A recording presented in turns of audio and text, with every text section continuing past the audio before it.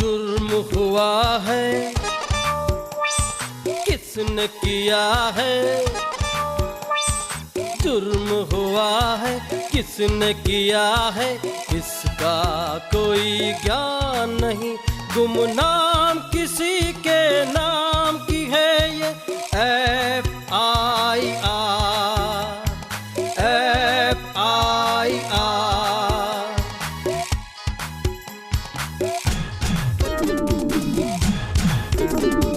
भेद खुलेंगे अब सारे मुजरिम सामने आएंगे, कानून के लंबे हाथों से अब ना वो बच पाएंगे।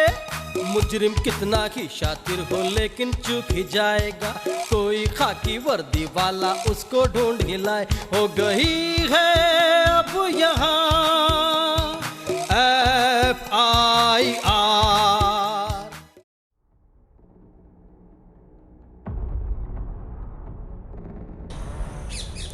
यूँ तो हमारी पुलिस का कई खूंखार अपराधियों से आमना सामना होता है, लेकिन इस बार ऐसे मासूम अपराधियों से भी उनका सामना हुआ है, जिन्हें देख पुलिस खुद हैरत में पड़ गई कि ऐसे संपन्न परिवार के लोग भी ऐसे अपराध करते हैं। तो आज लाया हूँ मैं ऐसी ही कहानी, जिसे राजस्थान पुलिस के इंस्पेक्टर लोकेंद्र पालीवाल ने कुछ ही घंटों में इस उलझी हुई गुत्थी को सुलझाया है।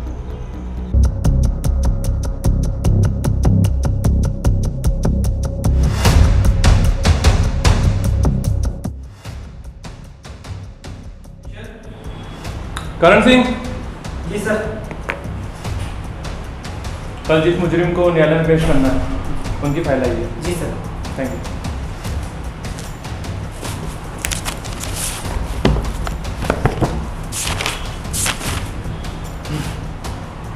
जी सर, ये फाइल।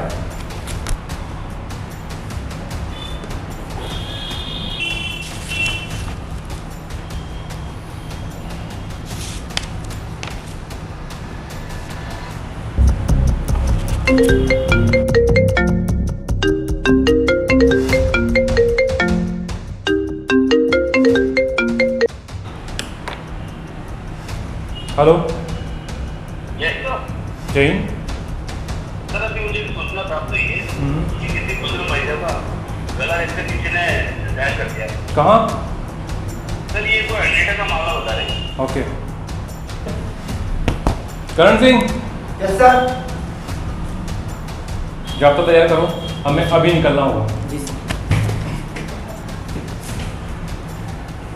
दिनांक 7 सितंबर को थाना आजा पर सूचना प्राप्त हुई कि एक महिला के साथ में उसका गला काटकर उसका मंगलसूत्र को तोड़कर और चोरी कर ले गए हैं। सूचना पर तुरंत से पुलिस मौके पर पहुंची। भेद खुलेंगे अब सारे मुजरिम सामने आएंगे, कानून के लंबे हाथों से अब ना वो बच पाएंगे। मुजरिम कितना ही शातिर हो लेकिन चूक ही जाएगा, कोई खाकी वर्दी वाला उसको ढूंढ ही लाए। हो गई है अब यहाँ। सर रास्ते से निकल रहा था, इनके रोने की चीखने की आवाज़ आई, तो यहाँ आके देखा तो काले थे।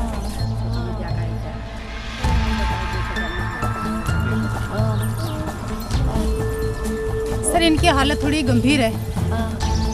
एम्बुलेंस को फ़ोन किया तुमने? सर फ़ोन कर दिया मैंने, अब एम्बुलेंस आती होगी।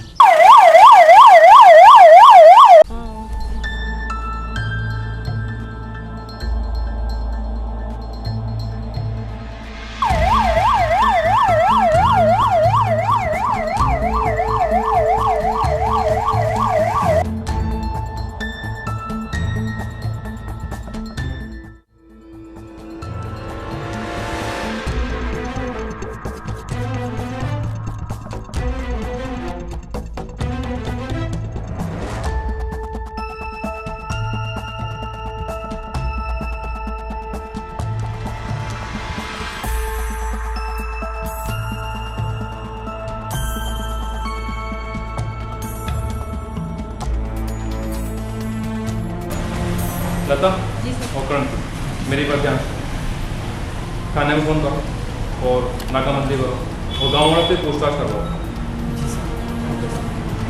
वह पीड़ित महिला जो घायल अवस्था के अंदर थी उसको तुरंत अस्पताल लेकर आए।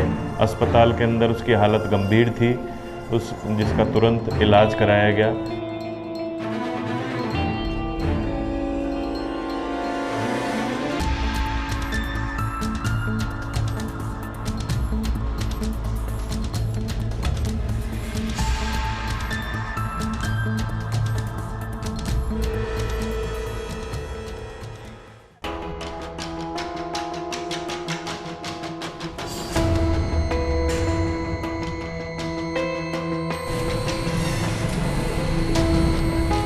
हाँ डॉक्टर साहब, कैसी तबीयत है? देखो घाव तो गिरा है उनके और खून भी काफ़ी बह गया है और उम्र भी ज़्यादा है पेशेंट की।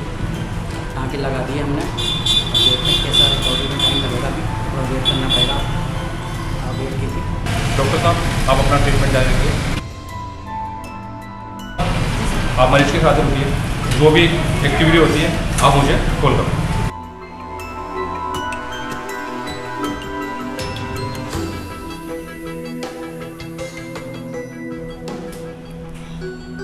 अरे कोई है डॉक्टर साहब, अरे कोई पानी पिला दो।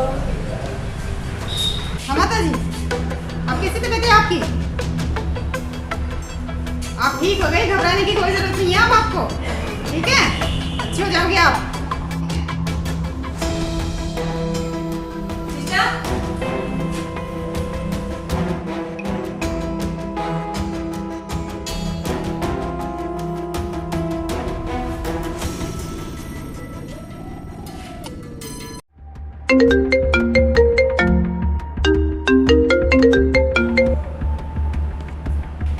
हेलो जय हिंद। सर, मैं लता बोल रही हूँ। हाँ लता बोलो। पेशेंट की तबीयत ठीक है, हम बयान ले सकते हैं। गुड, ठीक है, मैं अभी पहुँचता हूँ। जय हिंद सर। जय हिंद।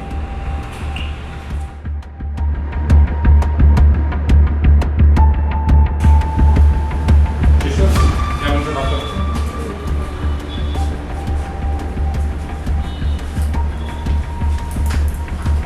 अब कैसी तबीयत है माता जी आपकी?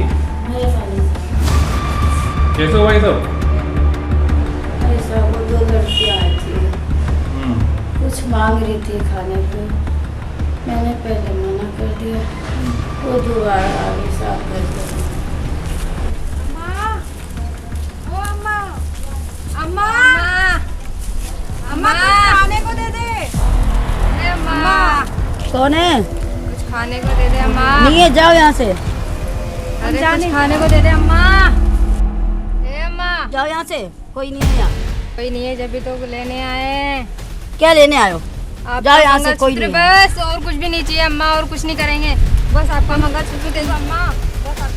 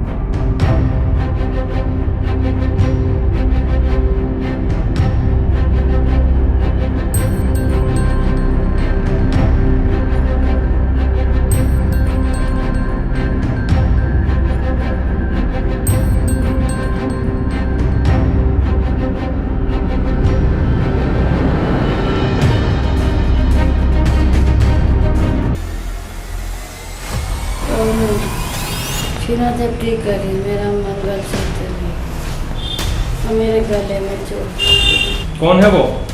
दो में से एक को जानती हूँ सर, वो मेरे पड़ोस में थी।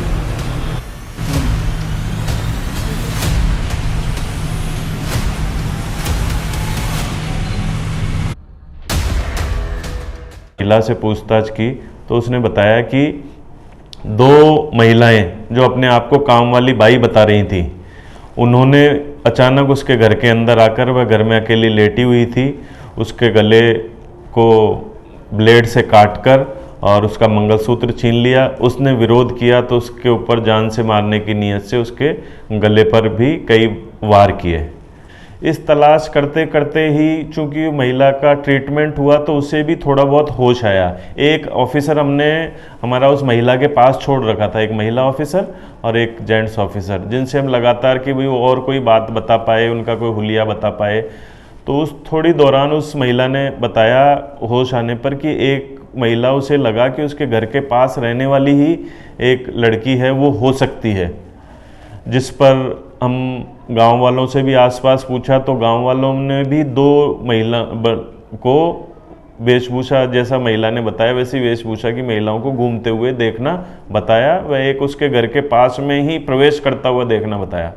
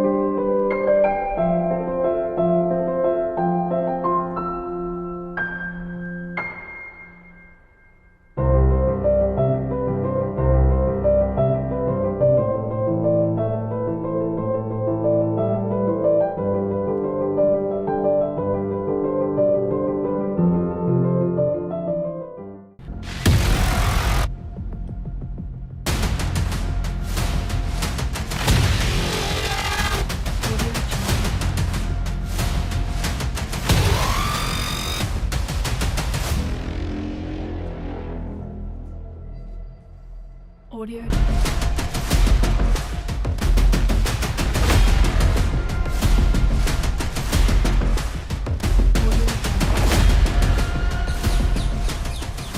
एक बुजुर्ग महिला का गांव में कोई गला रेत कर चला गया और किसी को इसकी खबर तक नहीं हुई। पुलिस के लिए यह मामला और पेचीदा होता जा रहा था, लेकिन कहते हैं मुजरिम अपने पीछे कोई ना कोई सबूत जरूर छोड़ जाता है। आइए देखते हैं आगे।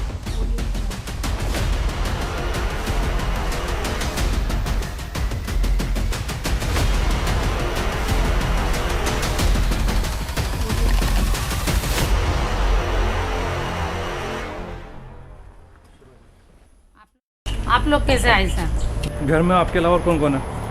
यहाँ पे तो कोई भी नहीं है, बहू बेटे जो बाहर गए हुए हैं। हमें तलाशी लेनी है आपके घर की। आप कैसे ले सकते हो? जब तक वो नहीं है आप नहीं आ सकते। सर देखिए, देखिए सर खून लगा हुआ है, देखिए देखिए देखिए सर, देखिए देखिए सर खून लगा हुआ है यहाँ। आइए आप तलाशी लो।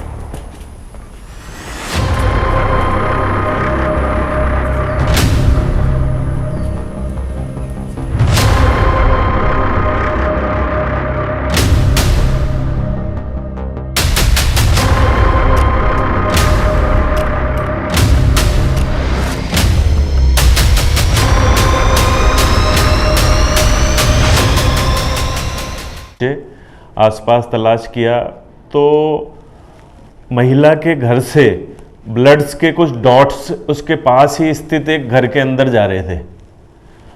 उस सुराग का हम पीछा करते करते उस घर के अंदर पहुंचे तो उस घर के अंदर एक बुजुर्ग महिला बैठी थी, जिससे हमने पूछा घर में कौन है, तो उसने बताया कि घर में तो कोई भी नहीं है। लेकिन हमें चूँकि शक हुआ और वो जो पीड़ित महिला थी वो भी लगभग उसी घर वालों का नाम ले रही थी। हम पहुंचे तो घर के सभी कमरे बंद थे। उन बंद कमरों को हम लोगों ने खोल के चेक किया तो वहाँ हमें 2 जो बच्चियाँ थीं वो उस कमरे में पलंग के नीचे छुपी हुई मिली, जो बड़ी घबराई हुई स्थिति के अंदर थी।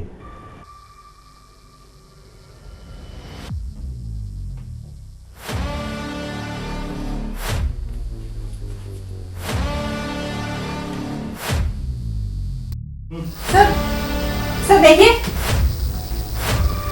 बेटा पलंग के नीचे क्या कर रहे हो?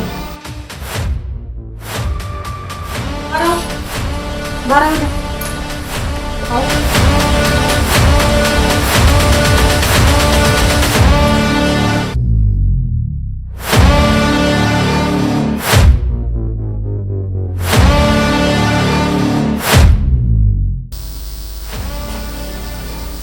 बेटा तुम पलंग के नीचे क्या कर रही थी?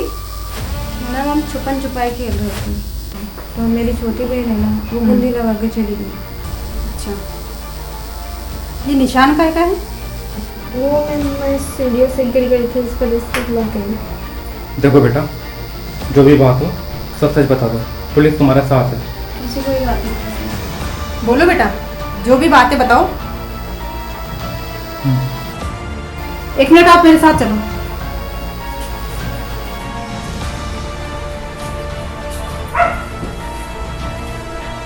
सर सर इनके पास से ये मंगलसूत्र मिला है सर। ओके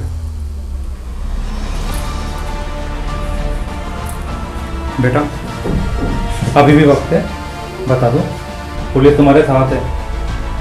बताओ बेटा, बोलो। बोलो बेटा बोलो, जो भी बात है सच सच बोलो, आप घबराओ मत, बोलो। हाँ बोलो। वो मेरे मित्र वाले को 1500 रुपये देने थे, मेरे पास नहीं थे पैसे। मैंने मेरे फ्रेंड से लिए थे बट इसने भी किसी और से अरेंज किए थे। मुझे पैसे की बहुत ज़रूरत थी सर। भैया 200 का रिचार्ज कर दो। कर देंगे, पहले मेरे 1500 रुपये दो आप पहले के। भैया दे देंगे, कम से कम 1 हफ्ते की मोहलत तो दो। 1 हफ्ते की मोहलत दे दूंगा, लेकिन अगर नहीं देना आपने तो मैं आपके घर पे ही आऊँगा। ये देख लो अब आप। यार अब क्या करूँगी मैं, मेरे पास पैसे भी तो नहीं है। यार अभी तो मैं एडजस्ट कर देती हूँ। तो तुम कहाँ से ला के देगी मुझे? मैं किसी से एडजस्ट करके देती हूँ, पर तू बताए तू कब तक देगी मुझे? मैं तुझे पक्का प्रॉमिस दे दूँगी, बट है ना तू इस बार तो मुझे प्लीज़ दे दे। मैं भी किसी से एडजस्ट कर देती हूँ यार। ठीक है।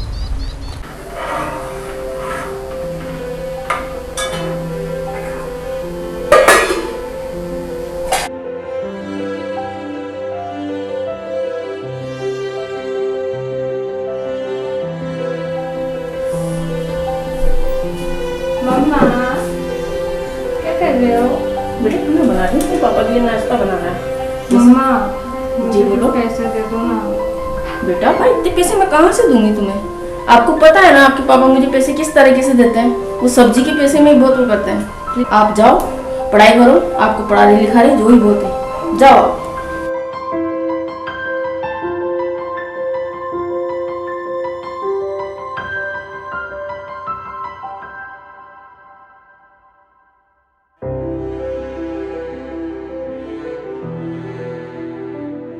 रेनू, रेनू।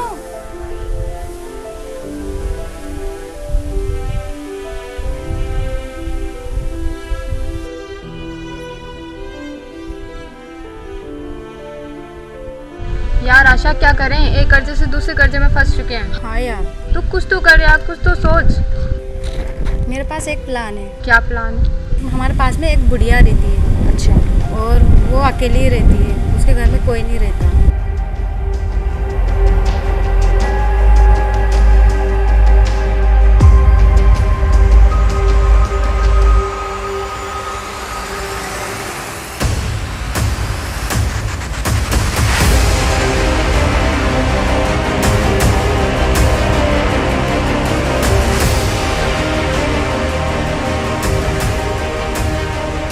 मैंने उसके गले में मंगलसूत्र देखा है। अच्छा, मगर अगर करेंगे क्या? अगर वो हाथ लग जाता है किसी ना किसी तरीके से तो अपना काम बन जाता है। मगर ऐसे होगा क्या? कैसे होगा? उसका भी प्लान मेरे पास है।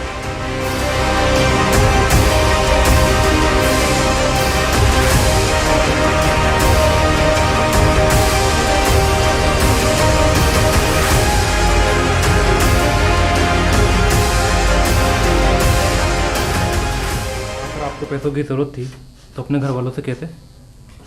सर मैंने बहुत कोशिश की बोलने की, बट पापा बहुत गुस्से वाले हैं। बेटा तुम्हें पता है तुमने किया क्या है? अब तुम पे कानूनी कार्रवाई होगी। चलो ले चलो इनको।